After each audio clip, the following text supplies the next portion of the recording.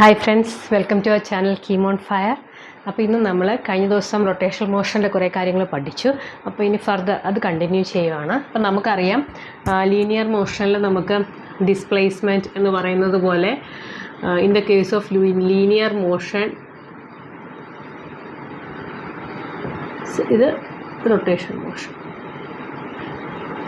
നമ്മൾ കമ്പയർ ചെയ്ത് പഠിക്കുവാണെങ്കിൽ നമുക്കിത് കുറച്ചുകൂടി ഈസി ആയിരിക്കും. അപ്പോൾ ലീനിയർ മോഷനിൽ നമുക്ക് ഡിസ്റ്റൻസ് ഉണ്ട്, അത് റൊട്ടേഷണൽ മോഷനിലേക്ക് പോകുമ്പോൾ എന്താകും, തീറ്റയായി മാറും. ഇനി ഇത് തമ്മിലുള്ള റിലേഷൻഷിപ്പ് എന്ന് പറഞ്ഞു കഴിഞ്ഞാൽ S is equal to R തീറ്റ.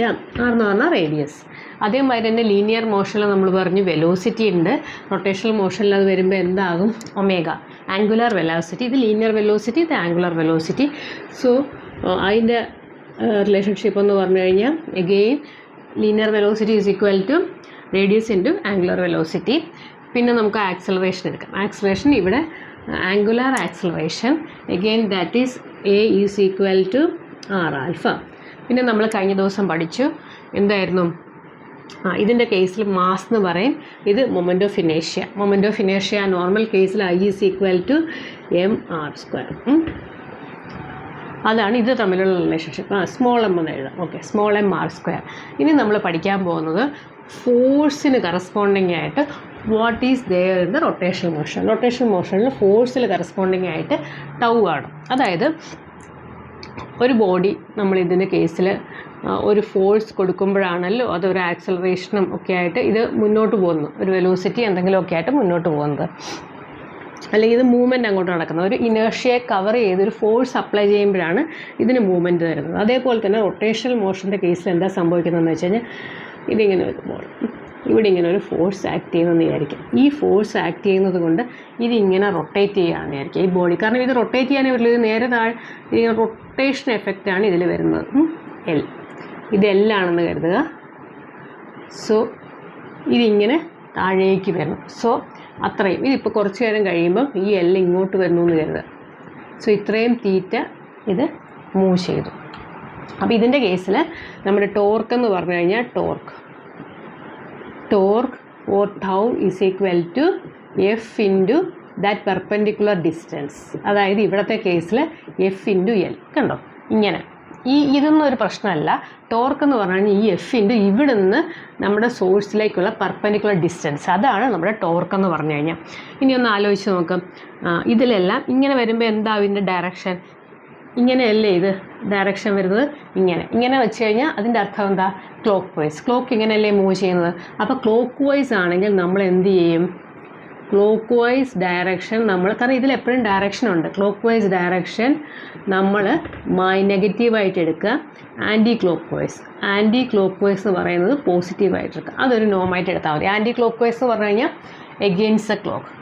അപ്പം ഒന്ന് ആലോചിച്ച് നോക്കുക, ഇവിടെ ഇങ്ങനെ ഒരു F1 ഇങ്ങോട്ടുണ്ട്. ഓക്കെ, അത് ചിലപ്പോൾ ഒരു 5 മീറ്ററിൽ. എഗെയിൻ അനദർ ഫോഴ്സ് ഇവിടെ നിന്ന്, ഇത് F1 ഇത് F2 ആണെന്ന് വിചാരിക്കുക. അങ്ങനെയാണെങ്കിൽ ടോർക്ക് എപ്പോഴും ഒരു പർട്ടിക്കുലർ പോയിന്റിലാണ് നമ്മൾ കൺസിഡർ ചെയ്യുന്നത്. അപ്പോൾ ടോർക്ക് അറ്റ് എ, അപ്പോൾ ടോർക്ക് അറ്റ് എ എന്ന് പറഞ്ഞാൽ എന്തായിട്ട് വരും, F1 ഇൻറ്റു 5. ഇത് വന്നിട്ടൊരു 2 മീറ്റർ ആണെന്ന് കരുതാം. ഓക്കെ, ടോർക്ക് അറ്റ് എ എന്ന് പറഞ്ഞു കഴിഞ്ഞാൽ torque at A is equal to this F1 into 5 metre. ഇതിങ്ങനെ വന്നു, ഇതെങ്ങനെയാണ് വന്നത്, clockwise. So it is minus. Then ഇത് F2 ഇൻറ്റു 2 എങ്ങനെയാണ് ഈ സാധനം ഉണ്ടാക്കുന്നത്, ഇങ്ങനെ ഒരു ഡയറക്ഷനിൽ ടോർക്കാണ് ഉണ്ടാക്കുന്നത്. ഇത് വന്നു കഴിയുമ്പോൾ എങ്ങനെ വരും, ഇങ്ങനെ അല്ലേ. അപ്പോൾ ഇത് ക്ലോക്ക് വൈസും ഇത് വന്നിട്ട് ആൻറ്റി ക്ലോക്ക് വൈസ്. അപ്പോൾ ആൻറ്റി ക്ലോക്ക് വൈസ് നമുക്ക് പ്ലസ് ആയിട്ട് എടുക്കാം. So F2 into 2. സോ ഇതാണ് ടോർക്ക്. ഇൻ സിമ്പിൾ ടേംസിൽ നമ്മൾ ടോർക്കിനെ, കാരണം ഒരുപാട് തിയറി നമുക്ക് ഒരുപാട് ക്വസ്റ്റ്യൻസ് ചെയ്യേണ്ടത്, അപ്പോൾ തിയറി ഒരുപാട് പറയുന്നില്ല, ബട്ട് ഒരു ബേസിക് ഒരു അണ്ടർസ്റ്റാൻഡിങ്ങിന് വേണ്ടിയിട്ടാണ് ഇത് പറഞ്ഞത്. ടോർക്ക് എന്ന് പറഞ്ഞു കഴിഞ്ഞാൽ ഫോഴ്സ് ഇൻറ്റു, എപ്പോഴും ഓർക്കണം, പെർപെൻഡിക്കുലർ ഡിസ്റ്റൻസ് ആണ്. ഈ ഫോഴ്സിൻ്റെ ഡയറക്ഷൻ എങ്ങനെയാണോ അതിന് പെർപെൻഡിക്കുലറായിട്ട്, അതിന് 90 ഡിഗ്രിയിലുള്ള ഒരു, അതിൻ്റെയും നമ്മൾക്ക് എവിടേക്കാണോ വേണ്ടത് അവിടേക്കുള്ള പെർപെൻഡിക്കുലർ ഡിസ്റ്റൻസ്. നമുക്കിപ്പം torque about A point A ആണ് വേണ്ടതെങ്കിൽ ഇങ്ങനെ. ഇനിയിപ്പോൾ നമുക്ക് ടോർക്ക് എബൌട്ട് ദ പോയിൻറ്റ് ഇവിടെയാണ് വേണ്ടതെങ്കിൽ ഇതൊരു ബി ആണെന്ന് വിചാരിക്കാം. ഇവിടെയാണ് വേണ്ടതെങ്കിൽ നമുക്ക് ഇങ്ങോട്ട് എടുത്ത് ഇത്രയും ഡിസ്റ്റൻസ് മാത്രം എടുത്താൽ മതി. ഓക്കെ. അതാണ് ടോർക്ക്. അപ്പോൾ ടോർക്ക് നമുക്ക് എങ്ങനെ എഴുതാം? ടോർക്ക് എന്താണെന്ന് പഠിച്ചു, ഫോഴ്സ് ഇൻറ്റു പെർപെൻഡിക്കുലർ ഡിസ്റ്റൻസ്. അപ്പോൾ ഫോഴ്സ് നമുക്ക് എങ്ങനെയാണ് എഴുതാൻ പറ്റുന്നത്? ഫോഴ്സ് നമ്മൾ ലീനിയർ മോഷനിൽ എങ്ങനെയാണ് എഴുതുന്നത്? Mass into acceleration. അപ്പോൾ ടോർക്ക് എങ്ങനെ എഴുതും? മാസിന് പകരം നമുക്ക് ടോർക്കിന് ഇവിടെ എന്താ ഉള്ളത്? മാസിന് പകരം നമുക്ക് റൊട്ടേഷണൽ മോഷനിൽ എന്താ ഉള്ളത്? മാസിന് പകരം ഐ. ആക്സലറേഷന് പകരം എന്താ ഉള്ളത്? ആൽഫ. That's all. അപ്പോൾ ടോർക്ക് എന്ന് പറയുന്നത് ഐ ആൽഫയാണ്. അല്ലെങ്കിൽ നമുക്ക് എങ്ങനെ എഴുതാം? Force into perpendicular distance. ഞാൻ ആർ എന്ന് എഴുതാം. ആക്ച്വലി നമ്മളതിൻ്റെ വെക്ടർ ഫോമിലേക്കൊക്കെ പോകുമ്പോൾ വേറെ രീതിയിലൊക്കെ പോകാം, നമുക്ക് കുഴപ്പമില്ല. ബട്ട് അറ്റ്ലീസ്റ്റ് ഇതെങ്കിലും നിങ്ങൾ മനസ്സിലാക്കുക. ഫോഴ്സ് ഇൻറ്റു ആ പെർപെൻഡിക്കുലർ ഡിസ്റ്റൻസ്, അല്ലെങ്കിൽ എഫ് ഇൻറ്റു ഡി എന്ന് എഴുതാം. വാട്ട് എവർ ഈസ് ദിസ്, അത് നമുക്ക് എഴുതാം. സോ ഐ ആൽഫ എന്ന് എഴുതാം നമുക്ക്. Force is equal to mass into acceleration. It comes I alpha. അങ്ങനത്തെ അത് തമ്മിലുള്ള റിലേഷൻഷിപ്പാണ് ചോദിക്കുന്നത്. Force is equal tau is equal to force into displacement. Okay, force into perpendicular displacement. അപ്പോൾ displacement perpendicular displacement, perpendicular displacement between ആ ഏത് tau ഏത് പോയിൻറ്റിലേക്കാണോ വേണ്ടത് അതിൽ നിന്നും ആപ്ലിക്കേഷൻ ഓഫ് ഫോഴ്സ്.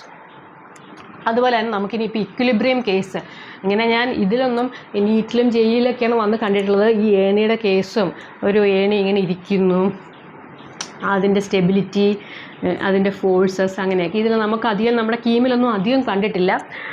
അതൊക്കെ എടുക്കുമ്പോൾ നമുക്ക് അതിലേക്ക് പോകാം.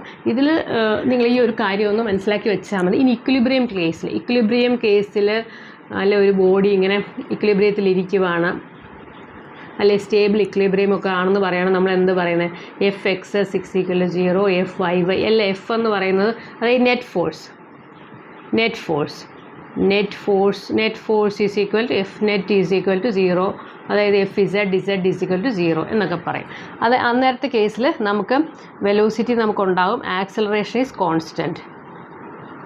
അതാണ് ഇക്വിലിബ്രിയം. ഇനി നമ്മുടെ കേസിൽ റൊട്ടേഷണൽ ഇക്വിലിബ്രിയത്തിൻ്റെ കേസിൽ വരുമ്പം എന്താണ് അവിടെ ടൗ നെറ്റ് ആയിരിക്കും 0. എഗെയിൻ അവിടെയും എനിക്ക് തോന്നുന്നു force is also 0, net force is also 0. Perpendicular distance നമ്മൾ നോക്കി, ടൗ ക്രോസ് ഇത് നമുക്ക് വേണമെങ്കിൽ എഫ് ക്രോസ് ഡി എന്ന് എഴുതാം. ബട്ട് നമ്മൾ പെർപെൻഡിക്കുലർ ഡിസ്റ്റൻസ് ആകുമ്പം എഫ് ക്രോസ് ഡി എന്താണ്? F D sine theta. Perpendicular distance എന്ന് പറയുമ്പം ദാറ്റ് തീറ്റ ബിക്കംസ് 90. അതുകൊണ്ടാണ് ഇത് എഫ് ഡി എന്ന് പറഞ്ഞ് തന്നെ വരുന്നത്. ഓക്കെ, അത്രയും അതല്ലാത്തതൊന്നും നമുക്ക് അങ്ങനെ ചോദിക്കാറില്ല. അപ്പോൾ ഇവിടുത്തെ കേസിൽ റൊട്ടേഷണൽ ഇക്വിലിബ്രിയം എന്ന് പറയുമ്പോൾ ടൗ നെറ്റ് 0 ആയിട്ട് വരും. അങ്ങനെ എന്തെങ്കിലും ക്വസ്റ്റ്യൻ വരുവാണെങ്കിൽ നമുക്കത് നോക്കാം. ഇനി ഇതേപോലെ തന്നെ ടൗ എന്താണെന്ന് പഠിച്ചല്ലോ, ഐ ആൽഫ അല്ലെങ്കിൽ എഫ് ഡി. അതിൻ്റെ പ്രോബ്ലംസ് വരുമ്പോൾ നമുക്ക് കുറച്ചുകൂടെ നോക്കാം. ഇതേപോലെ തന്നെ നമുക്ക് കൈനറ്റിക് എനർജി എടുത്താലോ. കൈനറ്റിക് എനർജി എന്ന് പറഞ്ഞു കഴിഞ്ഞാൽ എന്ത് വരും? ½ ഇൻറ്റു mv² അല്ലേ. അപ്പോൾ ഇവിടുത്തെ കേസിൽ കൈനറ്റിക് എനർജി ഫോർ ലീനിയർ. ഇനി kinetic energy, rotational kinetic energy എടുത്തു കഴിഞ്ഞാൽ എത്ര വരും? ½ ഇൻറ്റു എമ്മിന് വരെ നമുക്ക് എന്ത് കൊടുക്കണം? ഐ. അല്ലെങ്കിൽ വിക്ക് വരെ എന്ത് കൊടുക്കാം? ആർ ഒമേഗ എന്ന് കൊടുക്കാം അല്ലേ. അല്ലെങ്കിൽ നമുക്ക് ജസ്റ്റ് ഇത് കൊടുക്കാം, നമ്മുടെ ആൽഫ തന്നെ കൊടുക്കാം, I alpha square. M V V അല്ലേ, വി എന്ന് പറഞ്ഞാൽ നമുക്കിവിടെ ഒമേഗ, വിക്ക് വരെ നമുക്കിവിടെ ω². ഓക്കെ, അതല്ലെങ്കിൽ നമുക്കിങ്ങനെ എഴുതാം, ½ into M into R, capital R എഴുതാം, R⍵². R⍵യാണ് V. That is equal to ½ into mr² into ω². ഈ mr² പകരമാണ് നമ്മൾ ½ ഇൻറ്റു നമ്മുടെ ഐ വരുന്നത് ω². So everything is same. അപ്പോൾ നമുക്ക് ഈ ടേമിൽ ഇങ്ങനെ തന്നെ ആക്കാം. അപ്പോൾ കൈനറ്റിക് എനർജി എന്ന് പറയുന്നത്, കൈനറ്റിക് എനർജി ലീനിയർ കേസിൽ ½ mv² ആണ്. ഇവിടെ എന്ന് പറഞ്ഞു കഴിഞ്ഞാൽ ½ ഇൻറ്റു ഐ ഇൻറ്റു ω². നിങ്ങൾ ഈ ടേം ഒന്ന് ഓർത്താൽ മതി. എമ്മിന് പകരം നമുക്ക് റൊട്ടേഷനിൽ വരുമ്പോൾ ഐ വരും, വിക്ക് പകരം നമുക്കിവിടെ ω വരും. അപ്പോൾ അത് തമ്മിലുള്ള റിലേഷൻഷിപ്പ് ഇതിങ്ങനെ നോക്കിയാൽ മതി. ഓക്കെ, അതുപോലെ തന്നെ നമുക്ക് എന്തെഴുതാം? മൊമെൻറ്റം നമുക്ക് ലീനിയർ കേസിൽ മൊമെൻറ്റം എന്താ? P = m × v. ഇവിടുത്തെ കേസിൽ L എന്നാണ് പറയുന്നത്. അതായത് നമ്മുടെ റൊട്ടേഷണൽ മൊമെൻറ്റം എന്ന് പറഞ്ഞാൽ ഹിയർ ഓൾസോ I × ω. ഓക്കെ, എമ്മിൻ്റെ കേസിൽ I വന്നു, I എന്താണെന്ന് നമ്മൾ പഠിച്ചു കഴിഞ്ഞു. ഓരോരോ ഷേപ്പിനും ഓരോരോ I ആയിരിക്കും. V എന്ന് പറഞ്ഞു കഴിഞ്ഞാൽ ദാറ്റ് ഈസ് ω. ഇത്രയൊക്കെ സാധനങ്ങളല്ലേ ഉള്ളൂ. അപ്പോൾ ഇത്രയൊക്കെയാണ് നമ്മൾ പുതുതായിട്ട് പഠിച്ചിട്ടുള്ളത്. ഇനി എന്ത് വന്നാലും നമ്മളിപ്പോൾ ഇത് വന്നു കഴിഞ്ഞാൽ നമുക്കിത് രണ്ടും എഴുതാം. ഫോഴ്സ് ഇൻറ്റു ഡിസ്പ്ലേസ്മെൻറ്റ് വെച്ചിട്ട് നമുക്കിതിനെ കണക്ട് ചെയ്യാം. ചില കേസിൽ ഫോഴ്സ് ആയിരിക്കും തരുന്നുണ്ടാവുക, ഐ ഉണ്ടാകും, അല്ലെങ്കിൽ ആൽഫ കാണാൻ പറയും, അതല്ലെങ്കിൽ ഒമേഗ കാണാൻ പറയും. പിന്നെ നമുക്കറിയാമല്ലോ alpha is equal to omega final minus omega initial by T. അപ്പോൾ ഈ കാര്യങ്ങളൊക്കെ ഒന്ന് ഓർത്തിരുന്നാൽ മതി. അതായത് നമ്മുടെ കേസിൽ ലീനിയർ കേസിൽ വരുമ്പം V minus U by T എന്ന് പറയത്തില്ലേ, ആ സെയിം കേസാണ് ഇവിടെ വരുന്നത്. അപ്പോൾ അങ്ങനെയുള്ള കാര്യങ്ങളൊക്കെ ഒന്ന് ഓർത്തിരിക്കുക. നമുക്കിനി അതുമായിട്ടുള്ള ബന്ധപ്പെട്ട പ്രോബ്ലംസ് ഒക്കെ ചെയ്യാം. ഓക്കെ,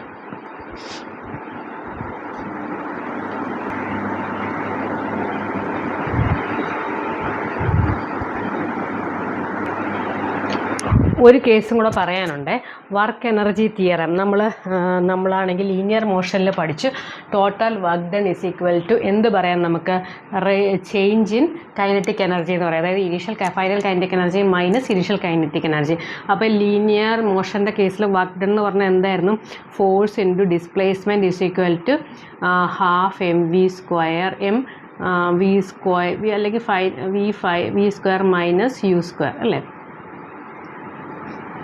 അതായത് initial kinetic energy minus final kinetic energy. ഈ സെയിം കേസ് തന്നെ നമുക്ക് റൊട്ടേഷണൽ മോഷനിലും ഉണ്ട്. അപ്പോൾ റൊട്ടേഷണൽ മോഷനിലെ വർക്ക് എനർജി തിയറം എന്ന് പറഞ്ഞു കഴിഞ്ഞാൽ, വർക്ക് എനർജി തിയറം നമുക്കിവിടെ എന്ത് പറയണം, ഇവിടുത്തെ വർക്ക് ഡൺ എന്ന് പറഞ്ഞു കഴിഞ്ഞാൽ എന്താണ്, ഫോഴ്സ് ഇൻറ്റു ഡിസ്പ്ലേസ്മെൻ്റ് ആണ്. അപ്പോൾ ഇവിടെ നമുക്ക് ഫോഴ്സിൻ്റെ കേസിൽ എന്താണ് വരുന്നത്, ടൗ ഇൻറ്റു ഇവിടുത്തെ ഡിസ്പ്ലേസ്മെൻറ്റ് എന്താ, ഡി എന്ന് പറഞ്ഞാൽ ഇവിടുത്തെ എസ് ആണ്, എസ് ഓർ ഡി. ഇവിടുത്തെ കേസ് തീറ്റയാണ് അല്ലേ, ആംഗുലർ ഡിസ്പ്ലേസ്മെൻ്റ് അല്ലേ, ഒരു ആംഗിളിലല്ലേ ഇത് മൂവ് ചെയ്യുന്നത്, ഒരു ആംഗിളാണ് നമുക്ക് ഇവിടുത്തെ ഡിസ്പ്ലേസ്മെൻറ്റ്. മറ്റേത് നമുക്ക് എസ് അല്ലെങ്കിൽ ഡി ആണ്.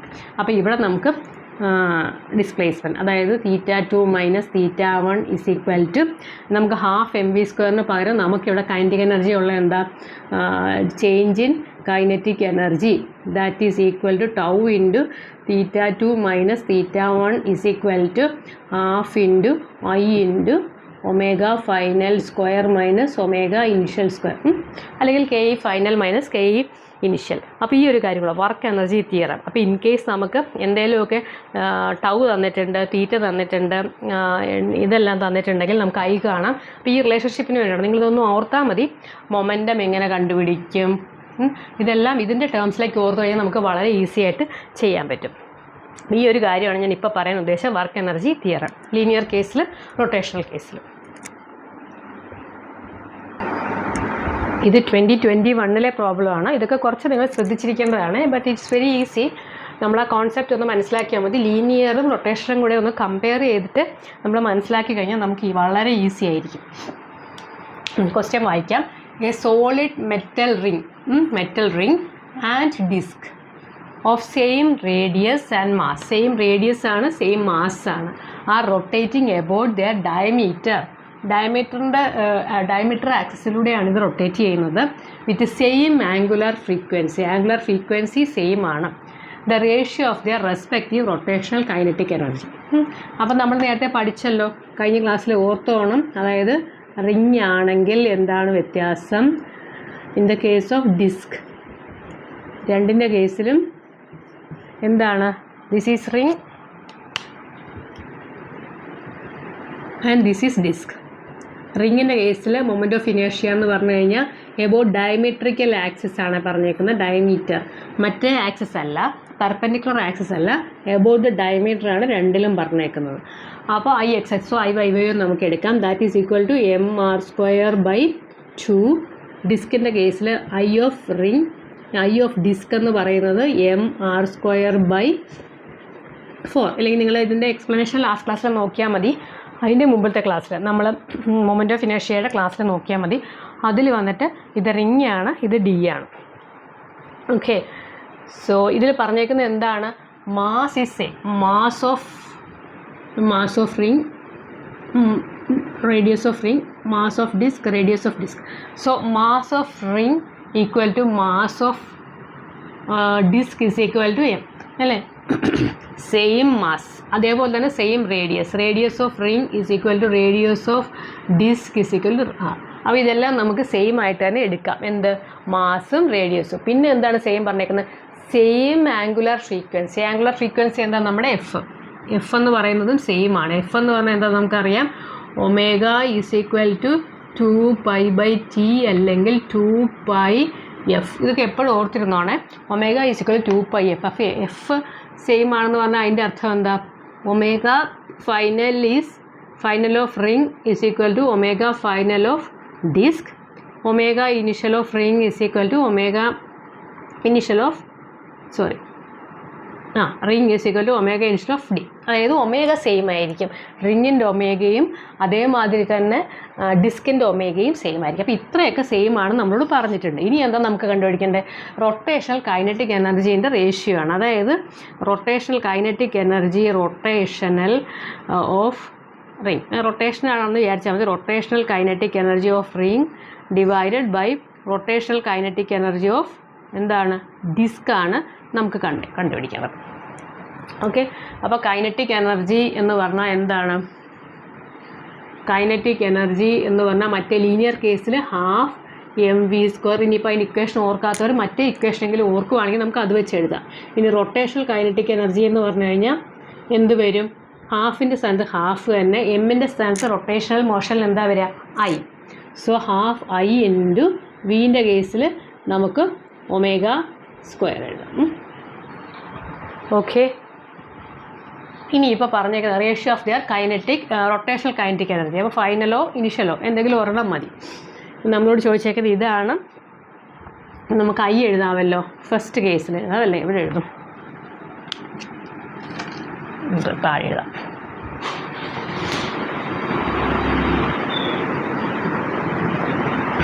കൈനറ്റിക് എനർജി റൊട്ടേഷനിൽ വരുമ്പം കൈനറ്റിക് എനർജി ഓഫ് റിംഗ് എന്ന് പറഞ്ഞു കഴിഞ്ഞാൽ ½ into I of ring into omega of ring square divided by ½ into I of disc into omega of disc square. അപ്പോൾ നമുക്കറിയാം ഹാഫ് ക്യാൻസൽ ചെയ്തു പോകും. Omega of disc is equal to omega of ring. രണ്ട് same ആണെന്ന് പറഞ്ഞിട്ടുണ്ട്, same frequency പറഞ്ഞിട്ടുണ്ട്. അപ്പോൾ അതുകൊണ്ട് സെയിം എന്തായിരിക്കും? ആംഗുലർ വെലോസിറ്റിയും സെയിം ആയിരിക്കും. സോ ഇത് രണ്ടും നമുക്ക് ക്യാൻസൽ ചെയ്യാം. Now rotational kinetic energy of ring divide by rotational kinetic energy of disc എന്ന് പറയുന്നത് I of R by moment of inertia of R by moment of inertia of D ആയിരിക്കും. Moment of inertia of R എന്താ? mr² / 2 into ഇതിൻ്റെയോ mr² / 4 അല്ലേ? Okay, disk ആയതുകൊണ്ട് 4. അപ്പം നമുക്കിനി ഇത് വെട്ടിക്കളയാമല്ലോ. ഈ 4 മുകളിലേക്ക് പോകും. സോ mr², എമ്മും ആറും എല്ലാം സെയിം ആണെന്ന് പറഞ്ഞിട്ടുണ്ട്. അതുകൊണ്ട് നമുക്ക് അത് മാറ്റി എഴുതണ്ട. ആക്ച്വലി ഇത് mr-ഉം md-യും ആണ്, അതെല്ലാം സെയിം ആണ്.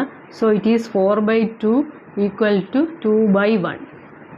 സോ അതിൻ്റെ റേഷ്യോ എന്ന് പറഞ്ഞു കഴിഞ്ഞാൽ 2:1 ആയിരിക്കും. ഇവിടെ ആൻസർ എന്ത് ചെയ്യും?